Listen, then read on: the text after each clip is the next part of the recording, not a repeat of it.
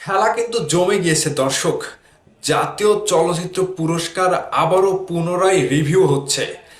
কে পাওয়ার যোগ্য, যে পাওয়ার যোগ্য ছিল তাকে বাদ দিয়ে অন্য কাউকে দেওয়া হয়েছে কি না, কিংবা এই জাতীয় চলচ্চিত্র পুরস্কার মেগাস্টার শাকিব খানের নামটা যে প্রথম জায়গাতে ছিল সেই জায়গা থেকে আফরান নিশোকে দেওয়া, এটা নিয়ে শাকিব ভাইকেও মুখ খুলতে দেখেছি। তবে এবার শুধু শাকিব ভাই না, জাতীয় চলচ্চিত্র পুরস্কার নিয়ে মিডিয়াও কিন্তু মুখ খুলেছে। এবং চলচ্চিত্র পুরস্কারের জুরি বোর্ডের যারা বিচারক ছিলেন তারাও কিন্তু মুখ খুলেছে যে এই জাতীয় চলচ্চিত্র পুরস্কারটা আবারও পুনরায় রিভিউ করে তদন্ত করে আসলে পুরস্কার পাওয়ার যিনি সঠিক যোগ্য রয়েছে তাকেই দেওয়া হোক। ভাই খেলা কিন্তু একটা চলছে।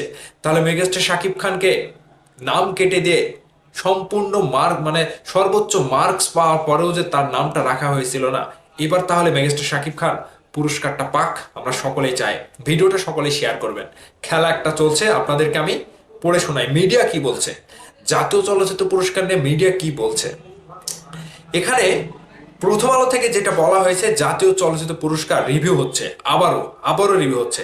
এখানে নিউজটা অনেক বড় করে লিখেছে, তো আমি এখান থেকে একটু চুম্বক অংশটা আপনাদেরকে পড়ে শোনাবো যে আসলে ব্যাপারটা কি হচ্ছে।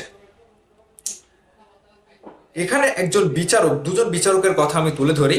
জাতীয় চলচ্চিত্র পুরস্কার কমিটির সদস্য মকসুদ জামিল মিন্টু প্রথম আলোকে বলেন, আমরা সব বিচারক ফলাফল বিষয়ে একমত হয়েছিলাম। আজীবন সম্মাননা ও অন্যান্য বিভাগের পুরস্কার নিয়ে কারো কোনো ধরনের দ্বিমত ছিল না। তবে প্রজ্ঞাপন প্রকাশের পর দেখা গেছে আজীবন সম্মাননা ছাড়াও দু একটি পুরস্কারের ক্ষেত্রে বিচারকের রায় পুরোপুরি প্রতিফলিত হয়নি। একজন বিচারক হিসেবে সব সময় আমার চাওয়া থাকবে এ ধরনের পুরস্কারের প্রকাশিত প্রজ্ঞাপনে বিচারকদের রায়ের যেন পূর্ণ প্রতিফলন হয়, তাই রিভিউ করা হলে ভালো। আরও একজন লিখেছেন, নাজমুন মনিরা মেনসি, তিনিও কিন্তু বলেছেন। তিনি যেটা বলছেন যে প্রজ্ঞাপন প্রকাশের পর দেখছি কয়েকটি ক্ষেত্রে আমাদের মতামত উপেক্ষিত হয়েছে, মানে মতামতকে প্রাধান্য দেওয়া হয়নি।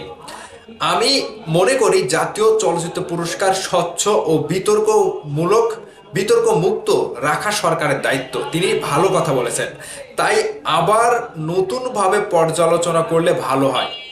এই পর্যালোচনার জন্য বিচারক হিসেবে আবারও যদি ডাকা হয় সময় দিতে রাজি আছি। বুঝতে পেরেছেন? তো দুজনের মতামত আমরা দেখলাম, শুনলাম। তো এখান থেকে মেগাস্টার শাকিব খানের যে 2023 সালের জাতীয় চলচ্চিত্র পুরস্কারের জন্য প্রিয়তমা সর্বোচ্চ মার্কস পেয়েও শাকিব খান যে প্রথম স্থানে ছিলেন, সেখান থেকে নামটা বাদ দিয়ে আফরান নিশোকে দেওয়া হয়েছে একটা সুড়ঙ্গ সিনেমার জন্য। এটা কি দর্শক মানতে পারবে? একটা বোবাকেও যদি প্রশ্ন করা হয় যে 2023 সালের প্রিয়তমা এবং সুড়ঙ্গের মধ্যে সেরা অভিনেতা কে, তাহলে সেও বলবে মেগাস্টার শাকিব খান।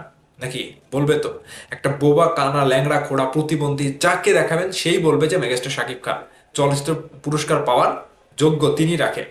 কিন্তু বিচারক কিংবা কারো মামা খালা কিংবা ভাই বোন এগুলো ধরে ধরে যখন শাকিব খানের সর্বোচ্চ মার্কস পাওয়ার পরেও শাকিব খানের নামটা রাখা হয়নি, সেই পুরস্কারটা জাতীয় চলচ্চিত্র বড় সম্মাননার মতো পুরস্কারটা দেওয়া হয়েছে আফরান নিশোকে মাত্র একটি ছবি করেই। তার জীবনে প্রথম ছবি, সেটার জন্যই তাকে দেওয়া হয়েছে। তাহলে বোঝেন এই জাতীয় চলচ্চিত্র পুরস্কার পুরোটাই বিতর্ক হয়েছিল। এখানে স্বচ্ছভাবে সবকিছু হয়নি, যেটা মেগাস্টার শাকিব খানও বলছিল যে এটা স্বচ্ছভাবে হোক, যে পাওয়ার যোগ্য তাকেই দেওয়া হোক, এটা সরকারের কাছে দাবি জানিয়েছিলেন। ঠিক সেই জায়গা থেকে সরকার যে বিষয়টা আবারও খতিয়ে দেখছে, পুনরায় যে আবারও রিভিউ করছে।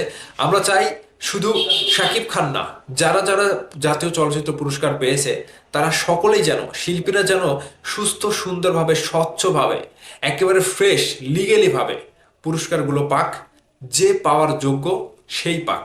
আমরা সবাই চাই, কারণ জাতীয় চলচ্চিত্র পুরস্কার একটা সম্মান, মানে সরকারি সম্মানীয় পুরস্কার। এই পুরস্কার থেকে সঠিক ব্যক্তিকে যদি সরিয়ে দেওয়া হয় আর তার উপরে যদি এসে একজনকে মন গড়া করে কিংবা টেকনিক্যালি প্ল্যানিং করে তার নামটা বসিয়ে দেওয়া হয় যে পাওয়ার যোগ্যই না, তাহলে বিষয়টা এখানে শুধু শিল্পী না, যে যারা পুরস্কারটা দিচ্ছে অর্থাৎ সরকারের পক্ষ থেকে দেওয়া হচ্ছে, এখানে সরকারেরও একটু ভাবমূর্তি নষ্ট হয়। শিল্পীরা তো কষ্ট পায়, সরকারেরও কিন্তু একটা ভাবমূর্তি নষ্ট হচ্ছে। ঠিক সেই জায়গা থেকে আমরা দর্শক সাধারণ মানুষ যারা রয়েছি, যে যিনি আসলে পাওয়ার যোগ্য তাকেই দেওয়া হোক। সেটি মেগাস্টার শাকিব খান হোক, অন্য শিল্পীরা হোক, যে কোনো ক্যাটাগরির হোক, যিনি আসলে সর্বোচ্চ মার্কস পেয়ে প্রথম স্থানে ছিলেন এবং যিনি জাতীয় চলচ্চিত্র পুরস্কার পাওয়ার যোগ্য, আবারও পুনরায় রিভিউ করে তাকেই দেওয়া হোক। এটা আমরা সকলে চাই। আপনাদের মতামত কমেন্ট করে জানাবেন।